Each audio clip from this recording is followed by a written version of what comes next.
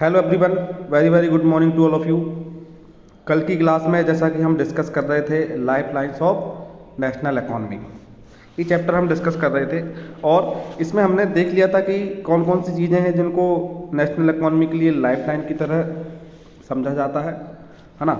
और साथ ही साथ हमने ये भी देखा कि उनमें से एक जो लाइफ लाइन है जिसको कि हम रोड ट्रांसपोर्टेशन कह रहे थे, है ना, उसके बारे में हमने थोड़ा सा डिस्कस किया था। अब चलिए इसी चैप्टर में हम आगे बढ़ते हैं, है ना। तो एक बार देख लीजिए, रिवीजन कर लेते हैं क्या क्या था।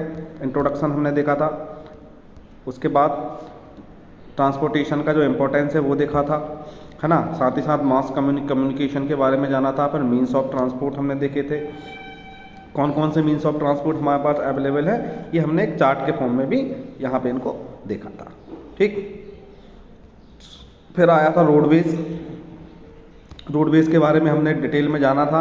ये बहुत इंपॉर्टेंट था, golden quadrilateral, north south corridor, east west corridor, state highway, district roads, other roads and border roads. उसके बाद बॉर्डर रोड्स को कौन मेंटेन करता था, ये हमने देखा था BRO, border road organisation of India, है ना। तो ये सारी चीज़ें, फिर गोल्डन क्वाड्रिलेटरल, नेशनल हाईवेज, हर एक को हमने डिटेल में एक एक करके डिस्कस किया था। अब देखिए, रोडवेज के बाद जो सेकंड नंबर है, जो कि हमारे लैंड ट्रांसपोर्टेशन का ही पार्ट है, वो है रेलवेज, है ना। तो रेलवेज के बारे में हम यहाँ पे आज देखने वाले हैं। तो देखिए, ये एक मैप है, इंडिया का रेलवे मैप है। यहाँ इंडिया के रेलवे ट्रैक्स के बारे में थोड़ा सा इंफॉर्मेशन आपको दी गई है। ओके, तो देखिए यहाँ पे कुछ पॉइंट्स हैं रेलवेज के बारे में। Railway are the principal mode of transportation for good and passenger in India. Railway क्या है? प्रिंसिपल मोड ऑफ ट्रांसपोर्टेशन है। प्रिंसिपल का मतलब क्या है? सबसे इंपॉर्टेंट। देखिए, अगर आपको विद इन कंट्री के अंदर ही अंदर आपको एक स्टेट से या एक प्लेस से दूसरे प्लेस पे जो गुड्स उनका ट्रांसपोर्टेशन करना है ना, तो उस कंडीशन में जो सबसे एफिशिएंट वे है ट्रांसपोर्टेशन का, वो आपको रेलवे रहेगा, क्योंकि इससे बहुत बड़ी मात्रा में, बहुत कम समय में और कम कीमत में माल को ट्रांसपोर्ट एक जगह से दूसरी जगह किया जा सकता है। सेकंड है, railway also make it possible to conduct various activities like businesses, sightseeing, pilgrimage along with transportation of goods over longer distances. क्या क्या बोल रहे हैं? रेलवे की वजह से क्या क्या चीज़ें पॉसिबल हो पा रही हैं?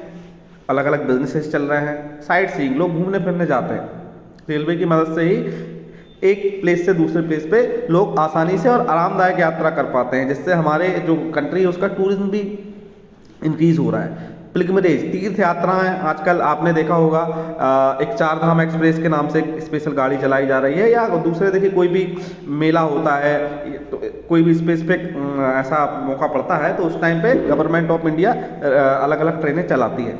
मेला एक्सप्रेस के नाम से भी एक ट्रेन चलती है। तो ये सारे ही चीज़ें हमारी जो इकोनॉमी है उसमें कहीं ना कहीं अपना योगदान देती हैं, और रेलवेज उसका एक इम्पॉर्टेंट पार्ट है।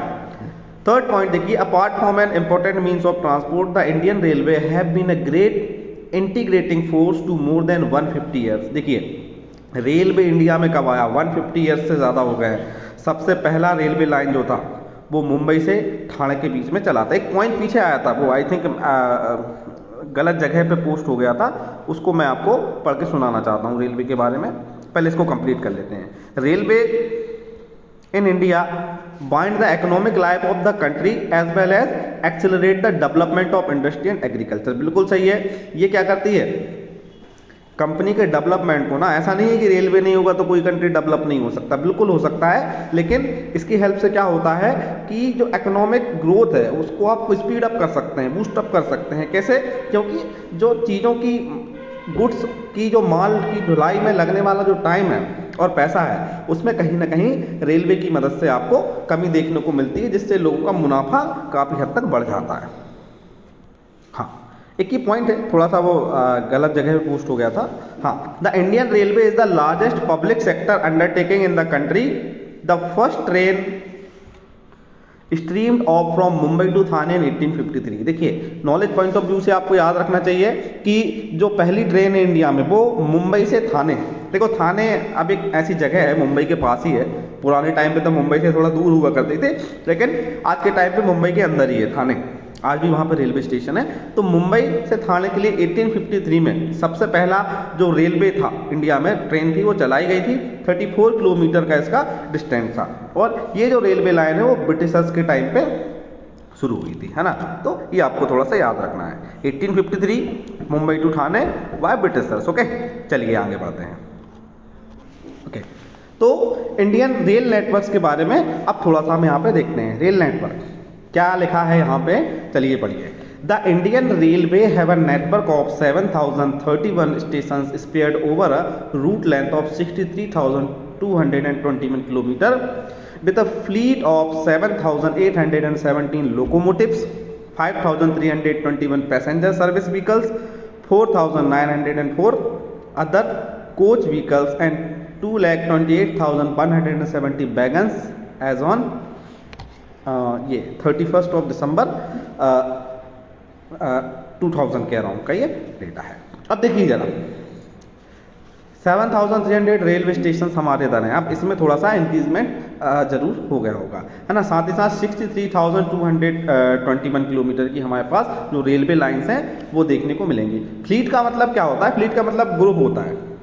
लोकोमोटिव का मतलब जो ट्रेन का इंजन है ना उसको लोकोमोटिव बोलते हैं। तो 7,800 इंजन्स का एक हमारे पास ग्रुप है ना। फ्लीट मतलब किसी भी चीज़ का ग्रुप, तो इंजन्स के ग्रुप को फ्लीट बोल रहे हैं यहाँ पे, है ना। उसके अलावा दूसरे पैसेंजर सर्विस व्हीकल्स भी यहाँ पे हैं, है ना। और साथ ही साथ 4,904 अदर कोच व्हीकल्स, ये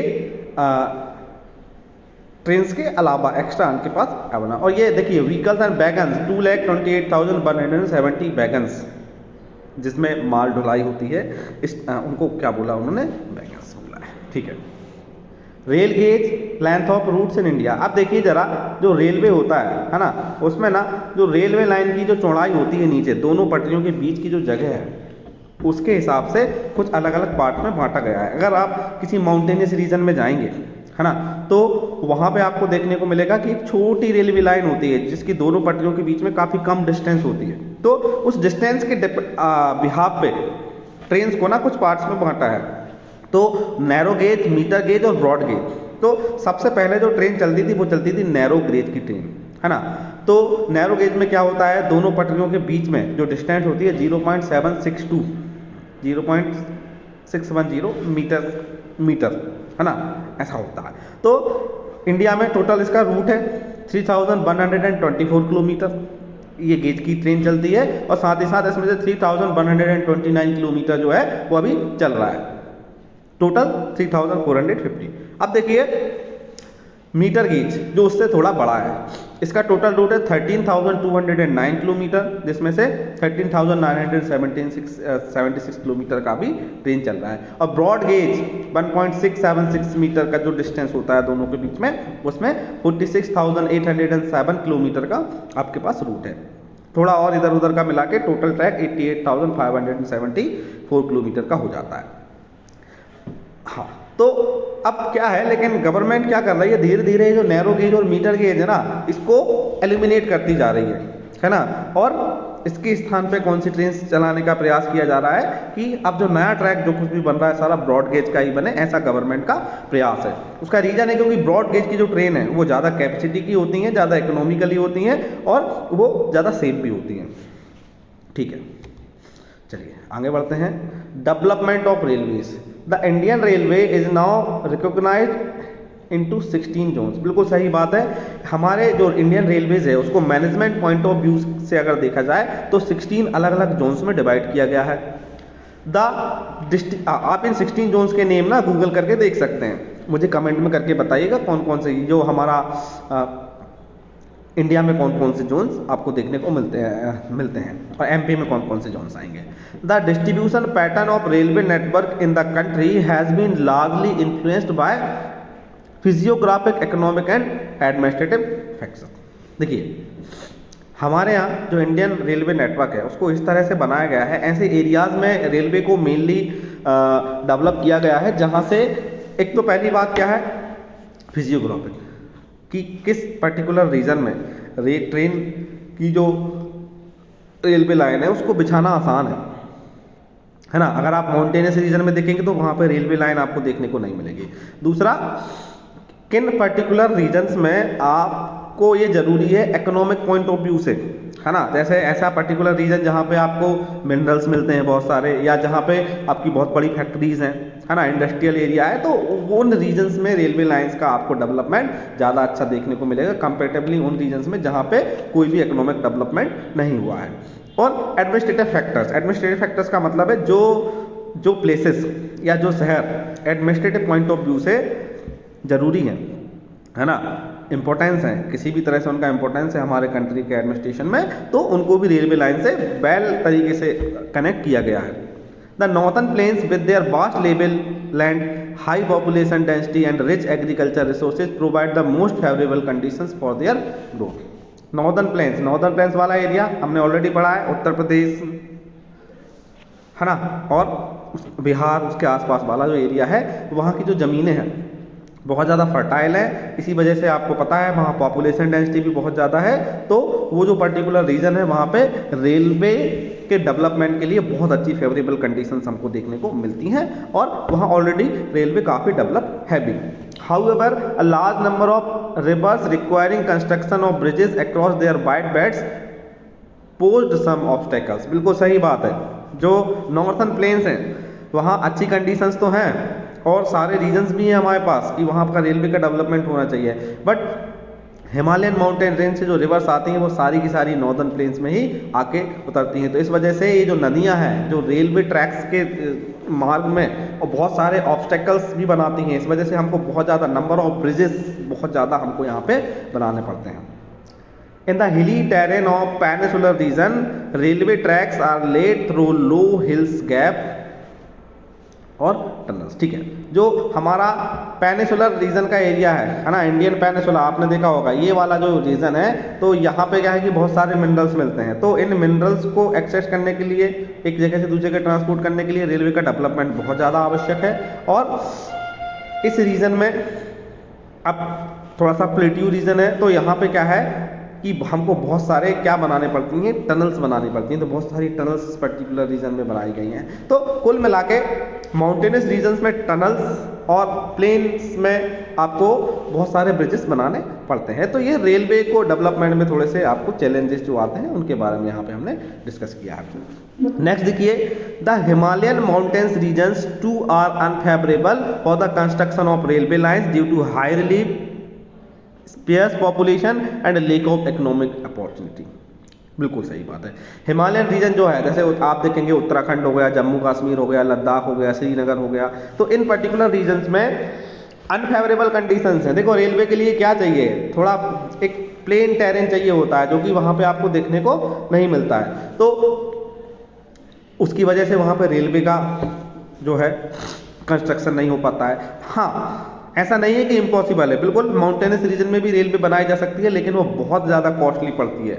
नॉर्मल कंडीशंस में रेलवे लाइन बनाने से कई गुना ज़्यादा उसकी कॉस्ट पड़ती है, तो इसलिए माउंटेनस रीजन में रेलवे लाइन बनाना बहुत मुश्किल है और हिमालयन रीजन में स्पेशली बहुत ज़्यादा मुश्किल हो जाता है।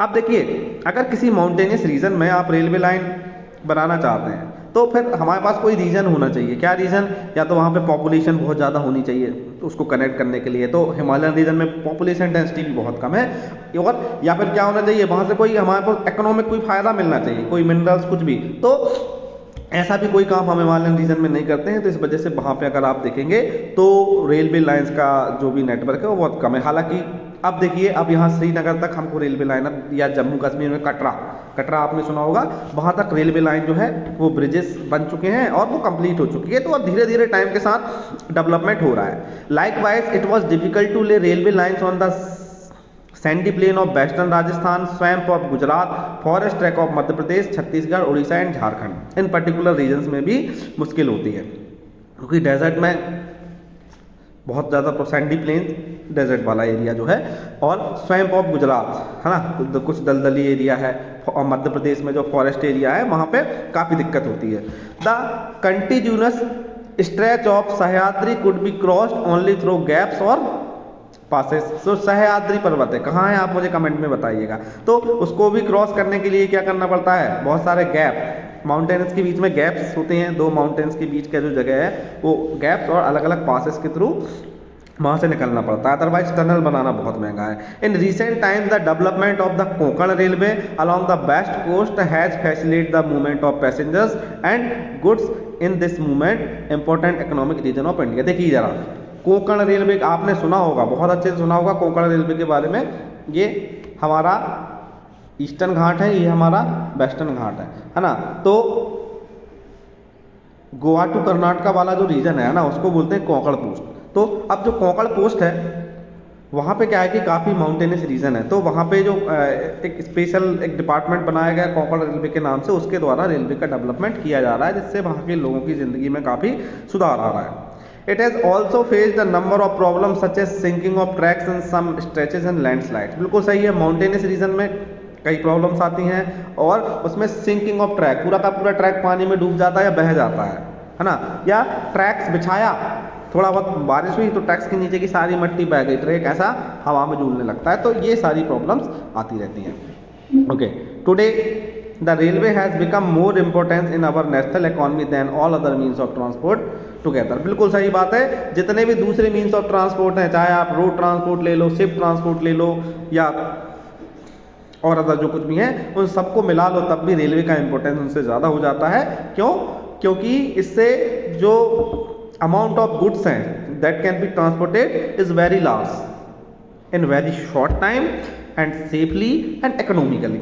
ये सारी ही चीज़ें यहाँ पे आपको देखने को मिल जाती हैं। However railway transport suffers from certain problems as well, many passenger travel without ticket. बिल्कुल सही बात है, हमारे देश में देखिए बहुत ही गंदी आदत है, अगर कोई ट्रैवल करता है रेलवेज में विदाउट टिकट, तो इससे क्या है कि रेलवेज को काफ़ी नुकसान होता है, इंडियन रेलवे को बहुत ज़्यादा नुकसान होता है विदाउट टिकट के यात्रियों से।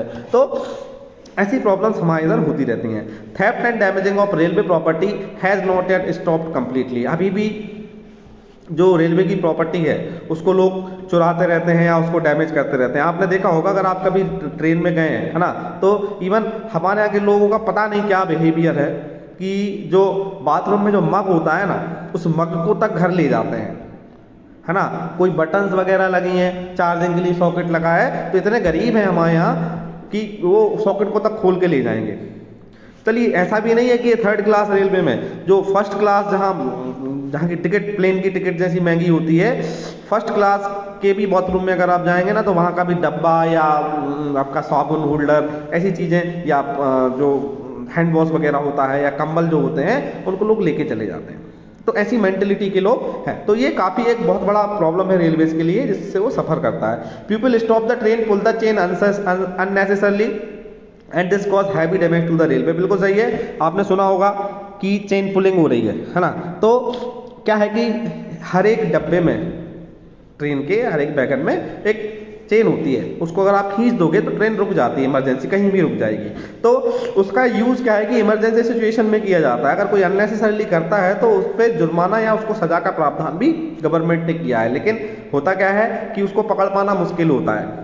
लोग जो होते हैं लोकलाइड होते हैं, अपने घर आया तो स्टेशन से पहले उसको खींच दिया और वहाँ से उतर के वो चले जाएंगे, तो उनको पकड़ना काफ़ी मुश्किल हो जाता है।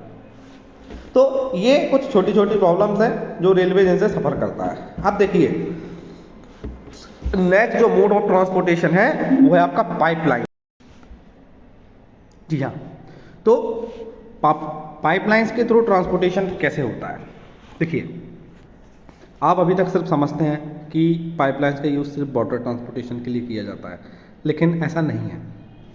अब क्या है कि पाइपलाइंस का जो यूज़ है वो हम मटेरियल्स को एक जगह से दूसरी जगह ट्रांसपोर्टेशन करने के लिए भी कर रहा है। लेकिन ये मटेरियल्स कौन से हैं? ऐसे मटेरियल्स हैं जो जनरली लिक्विड फॉर्म में होते हैं या गैसेस फॉर्म में होते हैं। कुछ कुछ कंडीशंस में जो सॉलिड मटेरियल है उसको भी पाइपलाइंस के थ्रू एक जगह से दूसरी जगह ट्रांसपोर्ट किया जा सकता है, लेकिन उसके लिए उसको कन्वर्ट करना पड़ता है स्लरी में, है ना। अब देखिए क्या है कि पाइपलाइन से ट्रांसपोर्ट करने की ज़रूरत पड़ी क्यों, है ना। तो उसके बहुत सारे रीज़न हैं। वो रीज़न क्या क्या है कि मान लीजिए जो मेनली जो क्रूड ऑयल होता है उसका प्रोडक्शन ना ऐसे एरियाज़ में होता है जहाँ पे ट्रांसपोर्टेशन फैसिलिटी काफ़ी मुश्किल होती है। और दूसरा, क्रूड ऑयल को ट्रांसपोर्ट करना टैंकर्स के थ्रू, मान लीजिए जहाँ प्रोडक्शन हो रहा है वहाँ से 200 या 300 किलोमीटर दूर उसकी रिफाइनरी है, तो वहाँ तक ट्रांसपोर्ट करना ट्रक्स के थ्रू, टैंकर्स के थ्रू काफ़ी महंगा पड़ता है। तो उस वजह से ये व्यवस्था बनाई गई है कि एक पाइपलाइन बिछा देते हैं एक बार, हालांकि इसका जो कंस्ट्रक्शन है काफ़ी महंगा होता है, लेकिन एक बार इसका कंस्ट्रक्शन हो जाने के बाद जो ट्रांसपोर्टेशन कॉस्ट है उसमें बहुत ज़्यादा कटौती आपको देखने को मिलती है। ठीक है, तो pipeline transport network is a new arrival on the transportation map of India. ठीक है, थोड़ा सा नया कॉन्सेप्ट है, हालांकि इतना नया भी नहीं है ना, हमारे यहाँ ऑलरेडी कुछ पाइपलाइन प्रोजेक्ट चल रहे हैं। In the past these were use to transport water to cities and industries. बिल्कुल पुराने टाइम पे पाइपलाइन का यूज सिर्फ और सिर्फ वाटर सप्लाई के लिए किया जाता था, लेकिन अब ऐसा बिल्कुल भी नहीं है। Now these are use for transportation crude oil, mainly crude oil, petroleum product like natural gases, है ना, ऑयल। इनका ट्रांसपोर्टेशन कहाँ से, ऑयल रिफाइनरी से, सॉरी ऑयल एक्सट्रैक्टिंग जो एरिया है जहाँ ऑयल वेल्स हैं वहाँ से ऑयल रिफाइनरी है उसके बीच का जो सफ़र है वो किया जाता है पाइपलाइंस के थ्रू, है ना। एक और चीज़ है, जो आपके फर्टिलाइजर्स प्लांट होते हैं जहाँ पे फर्टिलाइजर्स बनाए जाते हैं उनको भी डिफरेंट गैस की गैस की ज़रूरत पड़ती है ना, नेचुरल गैस की ज़रूरत पड़ती है। तो उन फैक्ट्रीज को भी ऑयल रिफाइनरी से डायरेक्ट पाइपलाइन के थ्रू आजकल जोड़ा जाता है। देखिए नीचे लिखा भी है, solids also can be transported through pipelines when it converted to the slurry की फॉर्म में उसको कन्वर्ट करके सॉलिड्स को भी आप ट्रांसपोर्ट कर सकते हैं। कुछ important facts, the far inland locations of refineries like Barauni, Mathura, Panipat and gas based fertilizers plants, ये मैं आपको पहले ही बता चुका हूँ, है ना, आप पढ़ लीजिएगा। इनिशियल कॉस्ट ऑफ लिंक, ठीक है, जो दूर दराज के क्षेत्र में रिफाइनरीज हैं, या रिफाइनरीज तो जनरली सिटी एरिया में इस्टेब्लिश की जाती हैं, लेकिन जहां ऑयल या गैस प्रोडक्शन होता है वो एरिया नॉर्मली काफ़ी आउटवर्ड होता है ना, तो वहां प्रॉब्लम क्रिएट होती है। ठीक है, उसके बाद कॉस्ट के बारे में, तो इनिशियल कॉस्ट बहुत ज़्यादा है, नो डाउट बहुत महंगा काम है पाइपलाइन का नेटवर्क बनाना, लेकिन एक बार बनने के बाद जो ट्रांसपोर्टेशन कॉस्ट है उसमें बहुत ज़्यादा कटौती हो जाती है, और जो ट्रांसपोर्टेशन में लगने वाला टाइम है ना वो बहुत ज़्यादा बूस्टअप हो जाता है, स्पीड अप हो जाता है। कुछ इंपॉर्टेंट पाइपलाइन जो कि इंडिया में है, तो वो कहाँ कहाँ है, तो सबसे पहले तो देख लीजिए, फ्रॉम ऑयल फील्ड इन उत्तर अपार आसाम, है ना, आसाम को कानपुर के उत्तर प्रदेश, असम में डिगबोई है एक जगह जहाँ पे ऑयल प्रोडक्शन होता है, क्रूड ऑयल प्रोडक्शन, और कानपुर में आपका रिफाइनरी है। तो असम से कानपुर अराउंड कितना 700 या 1000 किलोमीटर के अराउंड का ये सफ़र है, लंबी पाइपलाइन है ना। बीच में कुछ स्टॉपेज हैं, बरूनी, इलाहाबाद, हल्दिया, है ना, राजबांध, तो ये सिलीगुड़ी, इन जगहों पे भी इस पाइपलाइन का जो है स्टॉपेज देखने को मिल जाता है। दूसरा है सलायन गुजरात टू जालंधर इन पंजाब, एक दूसरी पाइपलाइन है जिसके कौन कौन से स्टॉपेज हैं, बिंगराम, मथुरा, दिल्ली, सोनीपत, है ना, ये अलग अलग जगह से जाती है, आप पढ़ लीजिएगा। गैस पाइपलाइन एक कहाँ से कहाँ है, हजारिया इन गुजरात कनेक्ट जगदीशपुर इन उत्तर प्रदेश, हजारिया गुजरात से जगदीशपुर उत्तर प्रदेश तक ये पाइपलाइन जाती हुई आपको दिख जाएगी। इसके कुछ कुछ स्टॉपेज हैं, एमपी में है ना, Kota Rajasthan, Shahjahanpur, Barbela and other places in Uttar Pradesh. तो ये कुछ इंपॉर्टेंट पाइपलाइन प्रोजेक्ट इंडिया के थे। नेक्स्ट आ जाइए वाटरवेज। वाटरवेज क्या है, वाटरवेज में मैंने आपको बताया दो टाइप का ट्रांसपोर्टेशन होता है वाटर से, एक इनलैंड क्या होगा, कंट्री के अंदर ही अंदर, और दूसरा क्या है ओवरसीज। ओवरसीज मतलब किसी दूसरे कंट्री के साथ जो ट्रांसपोर्टेशन होना है, बिजनेसेस होने हैं, वो ओवरसीज में कहलाएंगे, है ना। तो अब ध्यान दीजिए, यहाँ पे waterways are the cheapest means of transport, they are most suitable for carrying heavy and bulky goods. बिल्कुल सही बात है, सबसे ज़्यादा सस्ता ट्रांसपोर्टेशन अगर किसी मीडियम से हो सकता है तो वो कहाँ से हो सकता है, वाटरवेज से हो सकता है। उसका क्या रीज़न है, उसका रीज़न ये है क्योंकि जो शिप्स होते हैं ना, वो उनका जो ह्यूज साइज होता है, बहुत बड़ा साइज होता है, तो एक साथ बहुत सारा मटेरियल वो अपने साथ कैरी कर सकते हैं, और जब बहुत सारा मटेरियल वो एक साथ कैरी करते हैं तो उससे जो ट्रांसपोर्टेशन कॉस्ट है वो बहुत कम आता है। और दूसरा, हैवी से हैवी, कितना भी हैवी या कितना भी साइज में बड़ा ह्यूज मटेरियल क्यों ना हो, आसानी से इसके थ्रू ट्रांसपोर्ट किया जा सकता है। फ्यूल एफिशिएंट होता है। वैसे जो शिप्स होते हैं ना, ट्रांसपोर्टेशन शिप्स होते हैं, कार्गो शिप्स होते हैं, बहुत ज़्यादा फ्यूल खाते हैं, लेकिन एज कम्पेयर टू जितना वो मटेरियल ले जाते हैं ना, वो काफ़ी इकोनॉमिकली हो जाता है। और साथ ही साथ एनवायरमेंटल फ्रेंडली कैसे हो रहे हैं ये, तो देखिए बहुत सारा CO2 निकालते हैं, लेकिन जितना मटेरियल ले जाते हैं ना, उसको ले जाने के लिए अगर अलग छोटे छोटे ट्रक्स या ट्रेन्स का यूज़ करेंगे ना, तो बहुत ज़्यादा एमिशन होता है उसके कंपेयर। इसलिए इसको माना जाता है कि वैसे तो ये भी बहुत CO2 निकालता है, लेकिन जितना मटेरियल ये लेके जा रहा है उसके कंपेरिजन में जो फ्यूल खा रहा है और जो CO2 निकाल रहा है वो काफ़ी कम होता है। India has inland navigation waterways of 14,500, 14,500 kilometre का हमारे पास एरिया है जहाँ पे हम वाटर से नेविगेशन कर सकते हैं, लेकिन हम उसका यूज़ नहीं कर रहे हैं। ओनली 3,700 किलोमीटर का ही ऐसा एरिया है जहाँ पे हम मशीन वाली बोट चलाते हैं। कुछ वाटरवेज हैं, देखिए जैसे कि नेशनल हाईवेज होते हैं ना, इसलिए नेशनल वाटरवेज भी हैं कुछ जो गवर्नमेंट ऑफ इंडिया ने बनाए हैं, जहाँ पे वाटर के थ्रू आपका इनलैंड ट्रांसपोर्टेशन होता है। तो सबसे पहले गंगा रिवर पे है ना, कहाँ से, इलाहाबाद टू हल्दिया। इलाहाबाद उत्तर प्रदेश में है, हल्दिया आपका वेस्ट बंगाल में है। 1620 किलोमीटर ये आपका है national waterway number 1। National waterway number second कौन सा है, ब्रह्मपुत्र रिवर से लेके सांडिया डडोरी तक 891 किलोमीटर, ये ब्रह्मपुत्र रिवर पर है। और थर्ड वन है west coast canal in Kerala.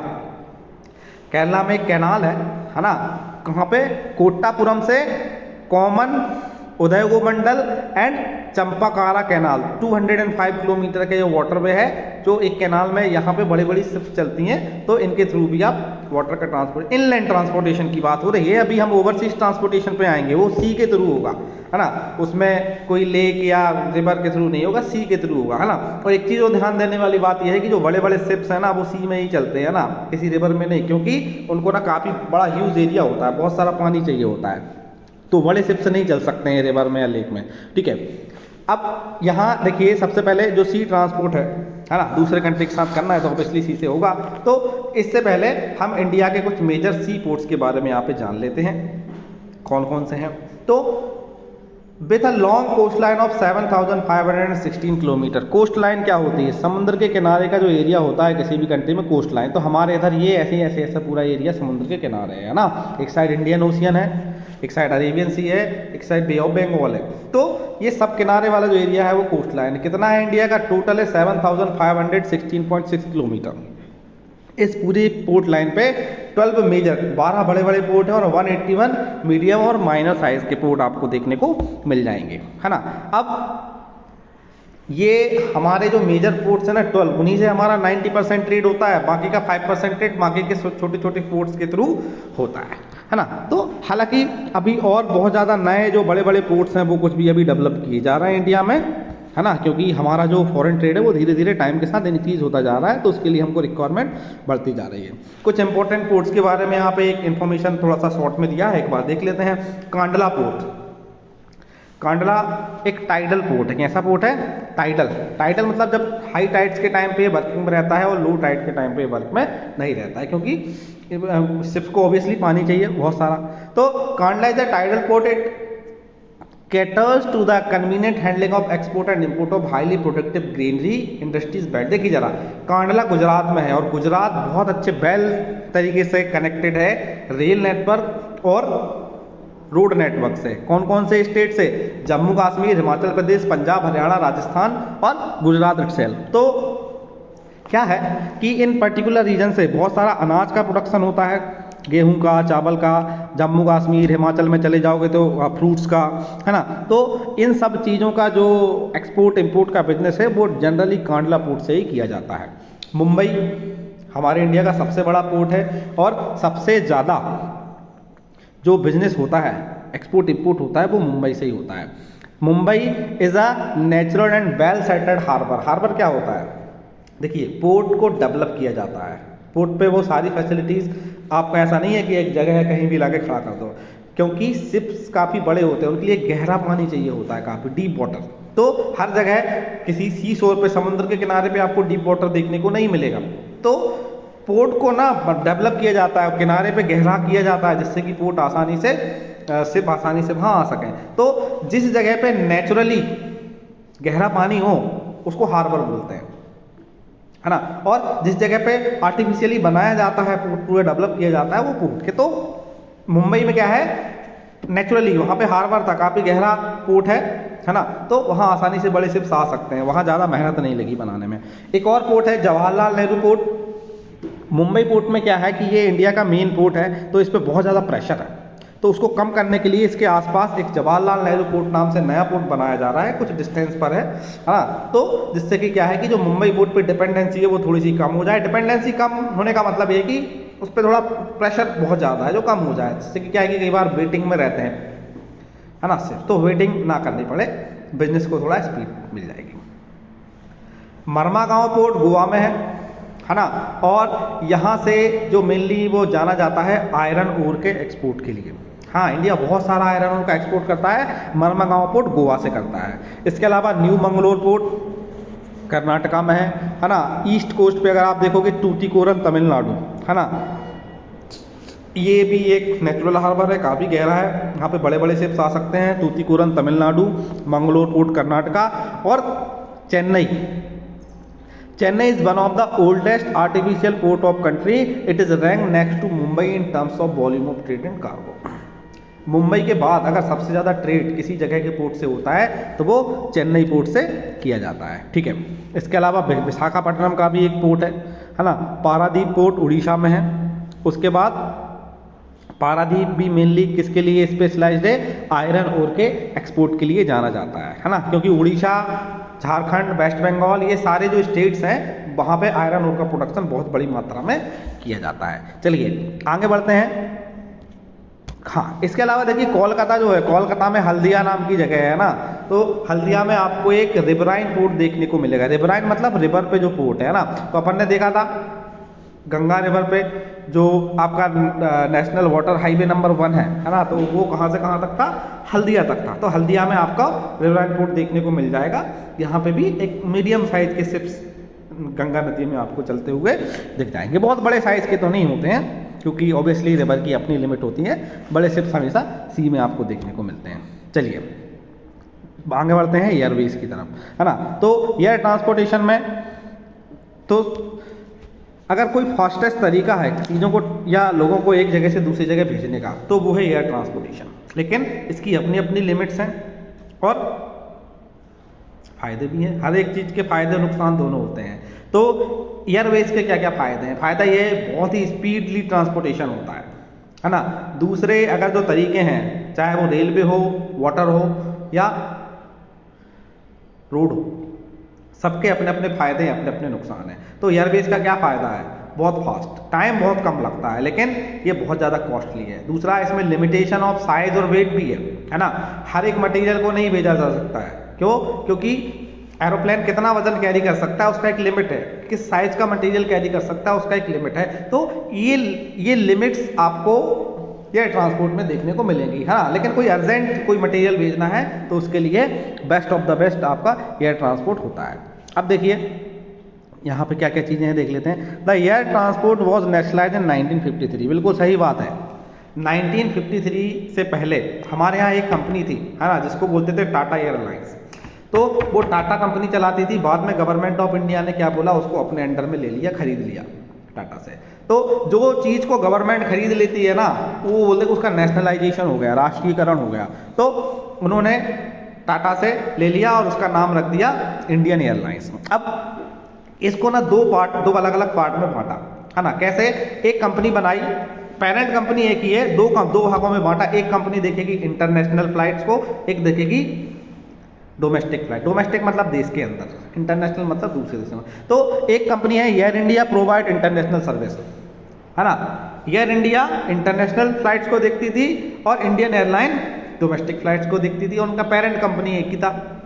तो इसके अलावा एक और कंपनी है पवन हंस हेलीकॉप्टर लिमिटेड। ये इंडिया में हेलीकॉप्टर की सर्विस प्रोवाइड कराती है। किसको कराती है? मेनली जो ऑयल रिफाइनरीज होती हैं, है ना। ऑयल रिफाइनरीज जनरली या तो माउंटेनियस रीजन में, रिफाइनरी नहीं, I am sorry, oil extracting area, है ना, जहाँ से ऑयल निकाला जाता है, ऑयल वेल्स, वो माउंटेनियस रीजन में या फिर आपको कहाँ पे देखने को मिलेंगे, समुद्र ओशियन में, है ना। तो वहाँ पे आने जाने की जो फैसिलिटी है वो किसके थ्रू होती है? वो आपको हेलीकॉप्टर के थ्रू करना पड़ता है ना। तो उसके लिए हेलीकॉप्टर सर्विसेज प्रोवाइड कराती है Pawan Hans helicopter limited company, है ना। उसके बाद देखिए आगे बढ़ते हैं। एक मिनट, हाँ, नेक्स्ट हमारा जो टॉपिक है वो है कम्युनिकेशन।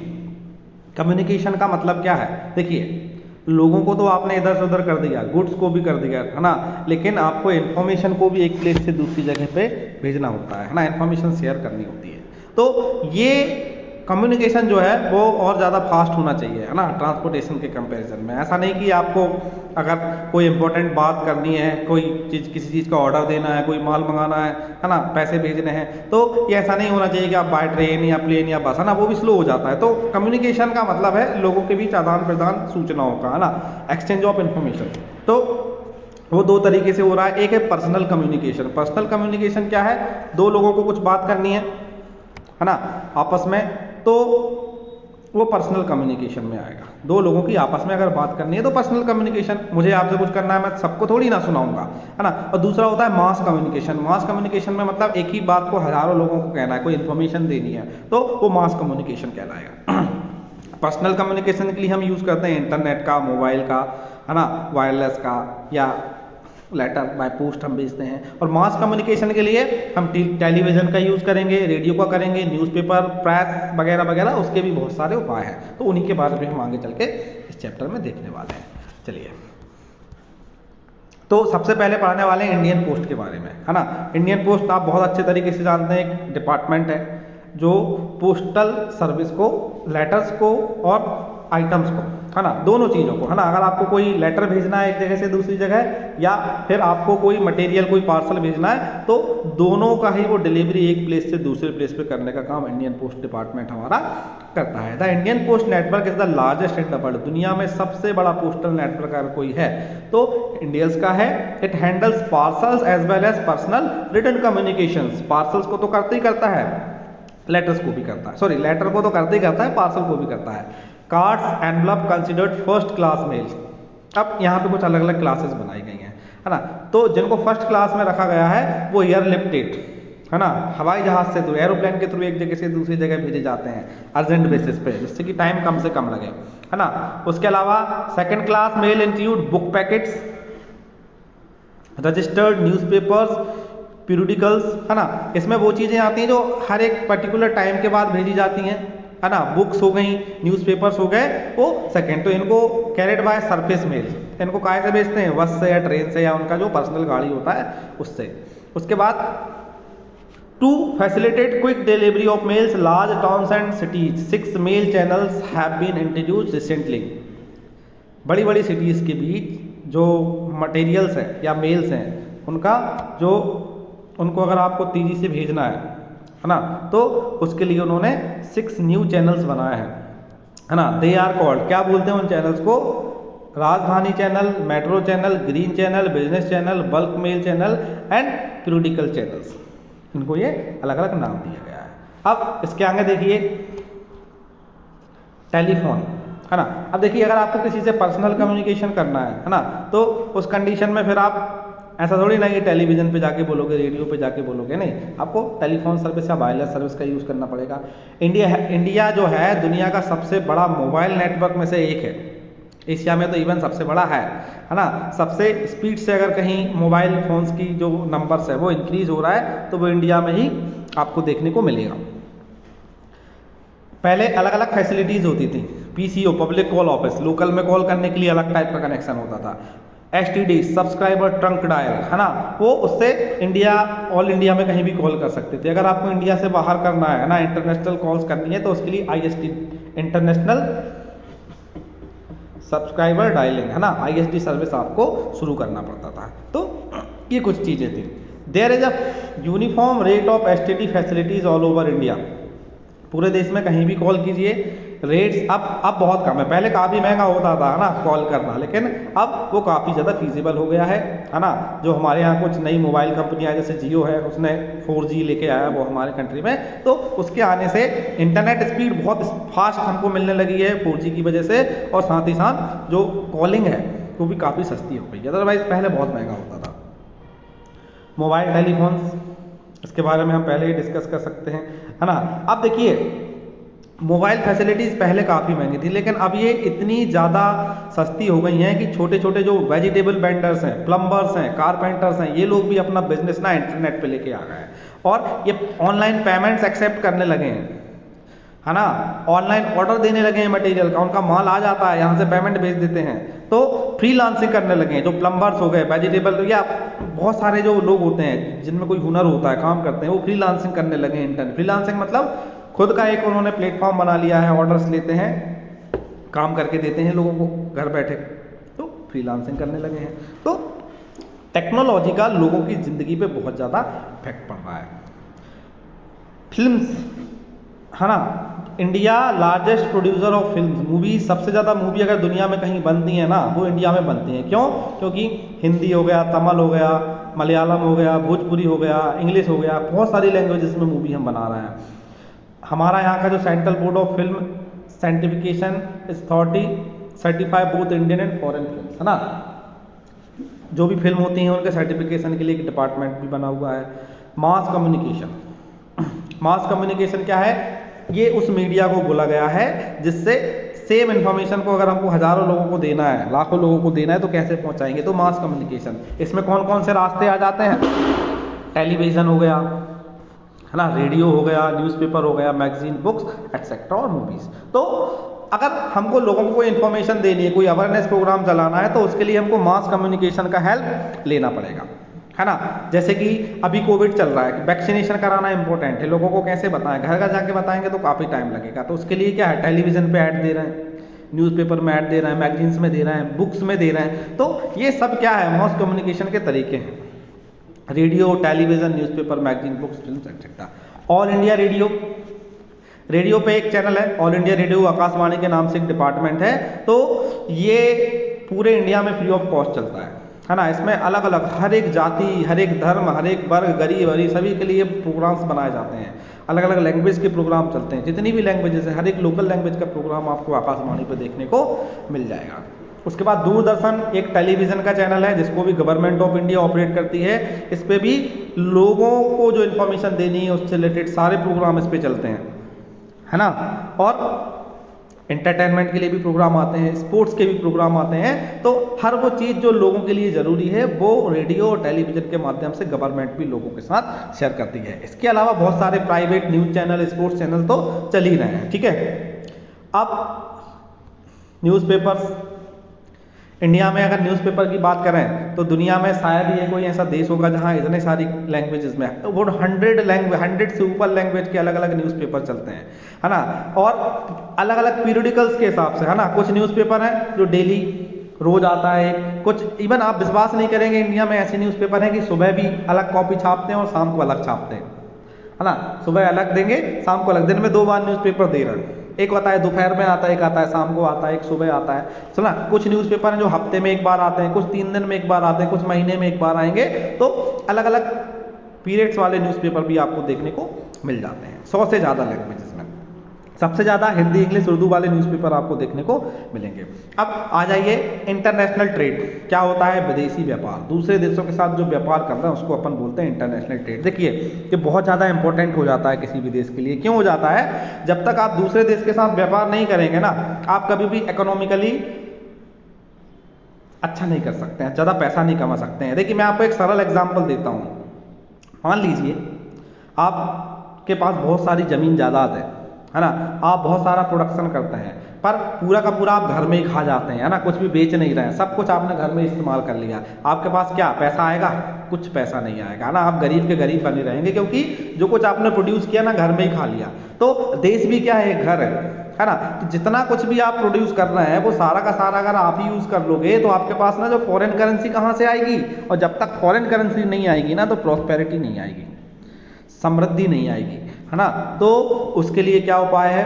उसके लिए आपका जो फॉरेन बिजनेस है ना, फॉरेन ट्रेड है, उसको आपको बढ़ाना होगा। तो इसमें 2 टर्म आते हैं जो आपको सीखने, एक होगा एक्सपोर्ट, एक होगा import. Export EXPORT, export word को आपको एग्जिट से करना, एग्जिट यानी बाहर निकलना। तो जो मटेरियल हम यहाँ से सेल करते हैं दूसरी कंट्री में, है ना, वो आएगा एक्सपोर्ट में, और जो मटेरियल हम इंपोर्ट दूसरे कंट्री से खरीदते हैं वो आएगा इंपोर्ट में। तो देखिए, जब आप कोई मटेरियल एक्सपोर्ट करोगे तो आपको पैसा देना पड़ेगा, और पैसा ऐसा नहीं आपके देश का पैसा नहीं चलेगा, आपको डॉलर में पेमेंट करना होता है, तो आपके यहाँ से डॉलर बाहर जाएगा।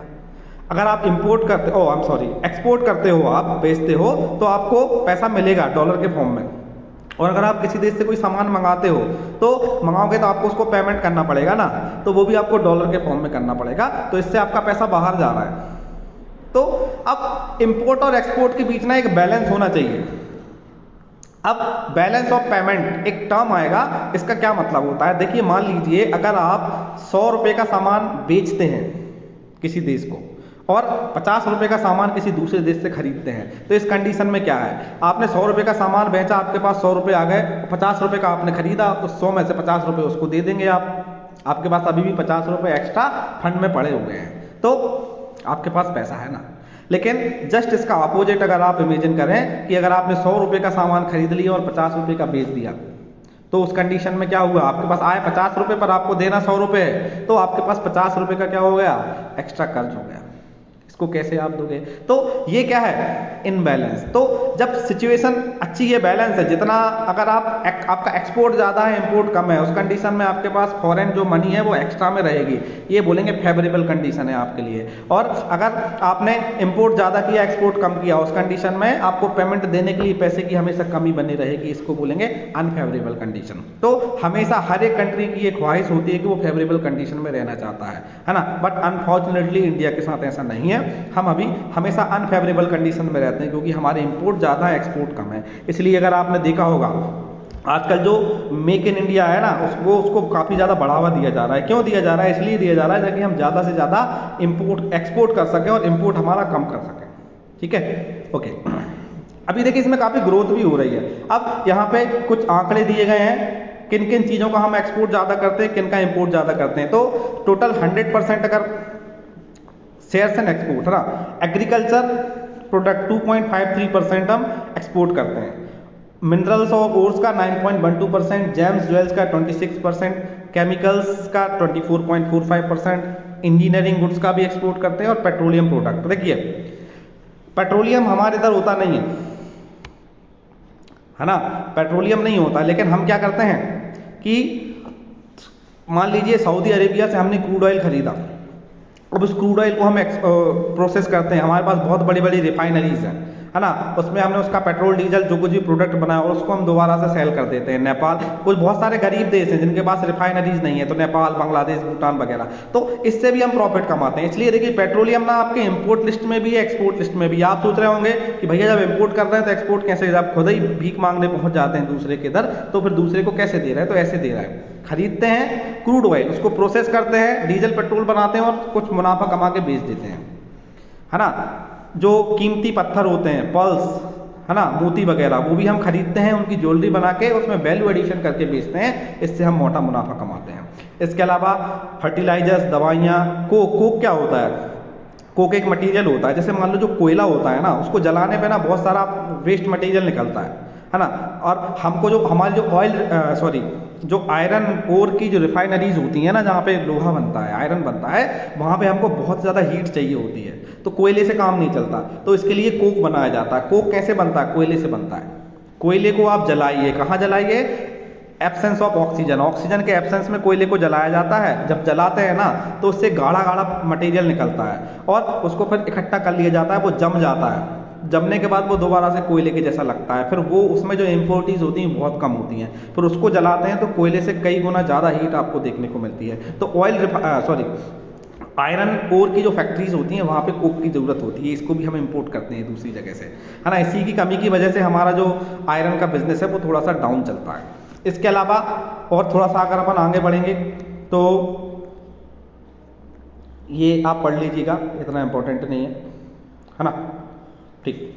अच्छा, एक चीज यहाँ पे इंपॉर्टेंट है, Indian trade has under sea changes in the last 15 years, exchange of commodities and goods have suspended by exchange of information and knowledge.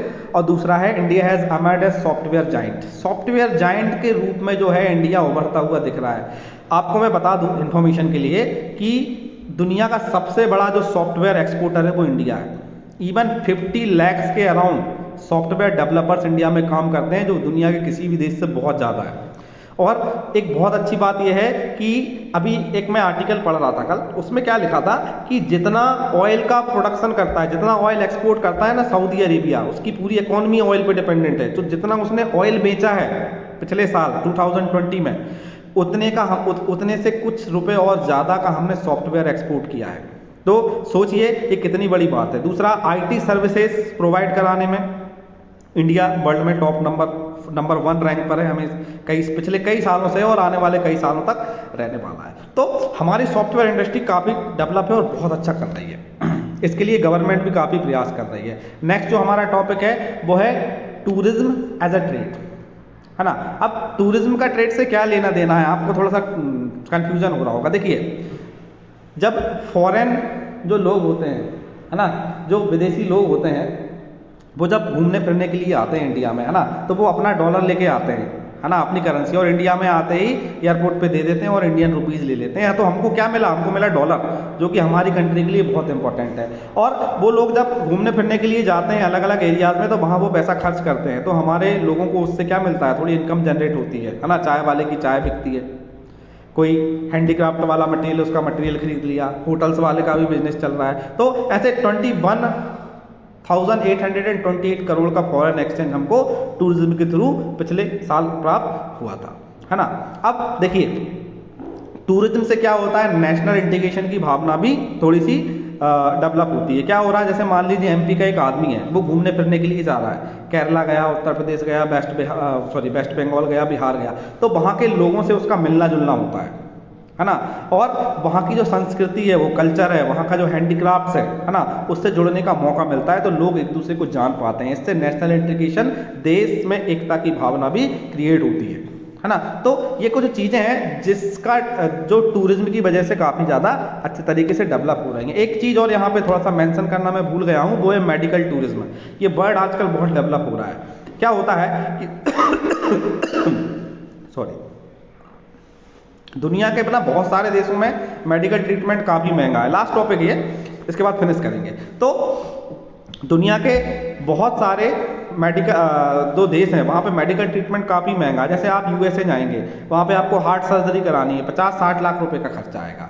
लेकिन सेम हार्ट सर्जरी अगर आप इंडिया में करते हैं तो आपको 10 या 15 लाख रुपए में वो क्लियर हो जाएगा पूरा। तो वो लोग क्या करते हैं, इंडिया आएंगे, यहाँ पे अपॉइंटमेंट बुक करेंगे और 10 लाख रुपए डॉक्टर को देंगे विथ हॉस्पिटल का सारा खर्च के साथ, 2-3 लाख रुपए आने जाने का खर्चा, रहने का खर्चा, तो 20 लाख भी मैक्सिमम रख लीजिए, तो उनकी सर्जरी हो जाती है। और वही सर्जरी अमेरिका या ऑस्ट्रेलिया में उनको 50 लाख, 1 करोड़ रुपए की पड़ती है। तो लोग ये बहुत ज़्यादा कर रहे हैं। और इंडिया की जो आपकी जो मतलब डॉक्टर्स हैं, है ना, वो दुनिया में काफ़ी नाम कमा रहे हैं। तो पूरी दुनिया से लोग इंडिया में मेडिकल टूरिस्ट की तौर पे आ रहे हैं। पाकिस्तान से बहुत ज़्यादा लोग आते हैं हमारे इधर इलाज कराने के लिए, ऑस्ट्रेलिया से आते हैं, यूएसए से आते हैं, ब्रिटेन से आते हैं, पूरी दुनिया के कोने कोने से लोग इंडिया में सर्जरीज कराने के लिए आ रहे हैं, है ना। तो ये क्या है, मेडिकल टूरिज्म, इससे भी आपको बहुत ज़्यादा इनकम देखने को मिल जाती है।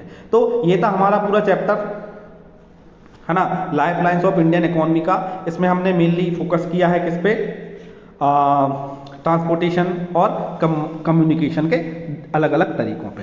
ठीक है, आई होप आपको अच्छा लगा होगा। अगर आपके कोई डाउट्स हैं तो आप मुझसे व्हाट्सएप पे या कमेंट में पूछ सकते हैं, मैं क्लियर कर दूंगा।